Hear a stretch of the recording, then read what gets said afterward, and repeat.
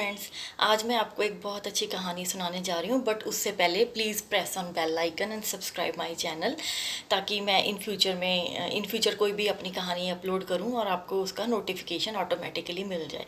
तो चलिए शुरू करते हैं आज की कहानी, जिसका टाइटल है गुरु से नाम मिला, नाम से भगवान मिला। ठीक है, चलिए शुरू करते हैं। इस कहानी में एक जो गुरु हैं वो है रामानंद जी, और उनके शिष्य जो हैं वो है भगत पीपा जी, और उनकी एक पत्नी है सीता जी।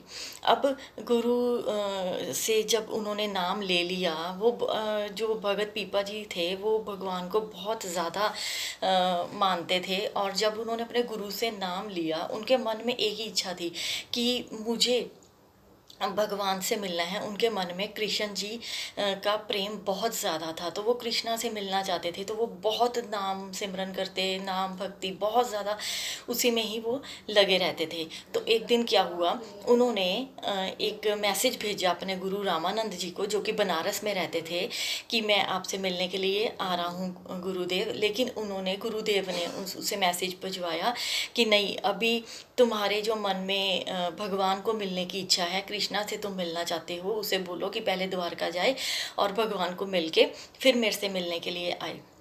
अब उसने क्या किया, वो भगत पीपा जी और जो माता सीता जी थी, वो दोनों जाने द्वारका चले गए। अब वहाँ पर द्वारका चले गए तो वहाँ एक पंडित जी खड़े थे द्वारका के किनारे के ऊपर। तो उन्होंने बोला कि पंडित जी, हमें कृष्णा से मिलना है और द्वारिका हम जाना चाहते हैं। तो उन्होंने, जो पंडित था, उसने देखा उन दोनों की तरफ और बोला, कृष्णा से मिलना है तुम्हें, द्वारका जाना है, वो तो पानी के बीच में है। तो वो कहते हैं अच्छा।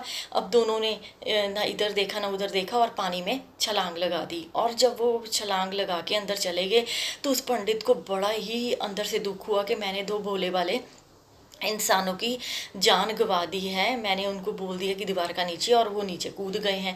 अब ये देख के अब और लोग भी इकट्ठे होने शुरू हो गए द्वारका में कि ये क्या हुआ। अब क्या हुआ कि पंडित जी ने, जो गोताखोर थे, उनको नीचे भेजा कि जाके ढूंढो, वो कहीं मर ना जाए, उनको बाहर निकाल के लेके आओ।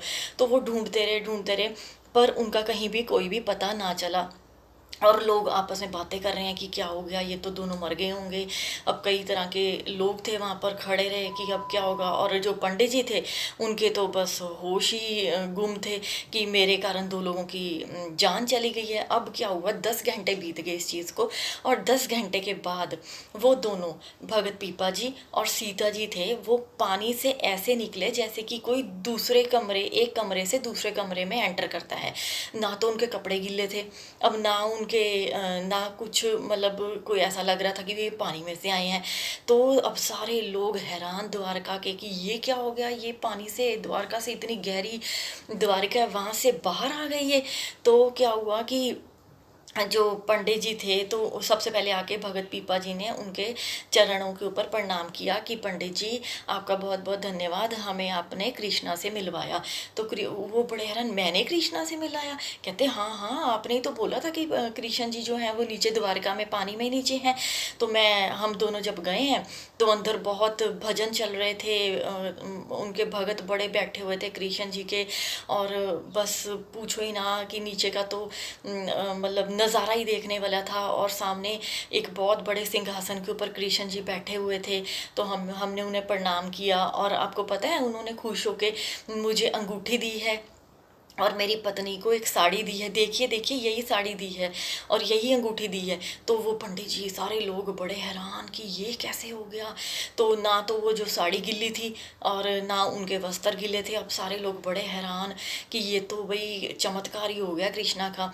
तो भगत पीपा जी थे, तो उन्होंने प्रणाम किया, भगवान का बहुत ज़्यादा थैंक यू कहा, और उन्होंने बोला कि इस नाम की वजह से मुझे आज अपने भगवान कृष्ण के दर्शन हो गए हैं। और कृष्ण जी ने उन्हें आशीर्वाद दिया कि तुम जिस रास्ते पर चल रहे हो, उसी रास्ते के ऊपर तुम चलते रहो, और तुम्हारे लिए एक दिन वो द्वार ज़रूर खुलेंगे जिस दिन तुम अपने भगवान को पा जाओगे और तुम्हारी मुक्ति हो जाएगी। यहाँ पर मैं आपको एक बात कहना चाहूँगी कि जैसे आप ले लद्दाख जाना चाहते हैं, तो मैं आपको ये सुजेस्ट करूँगी, please don't go by flight, you please go by road, आप रोड के थ्रू ही जाए। क्यों?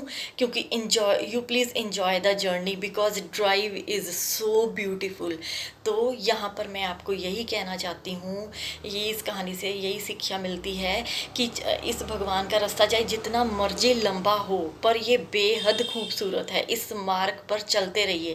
एक ना एक दिन अगर आपका गुरु पूर्ण है, उन्होंने जो आपको नाम दिया है उसके ऊपर आप चल रहे हैं, अपने नाम सिमरन कर रहे हैं, तो एक ना एक दिन वो नाम आपको भगवान से मिलाएगा ही मिलाएगा। तो मैं उम्मीद करती हूँ आपको ये आज की कहानी बहुत अच्छी लगी होगी। Thank you, take care.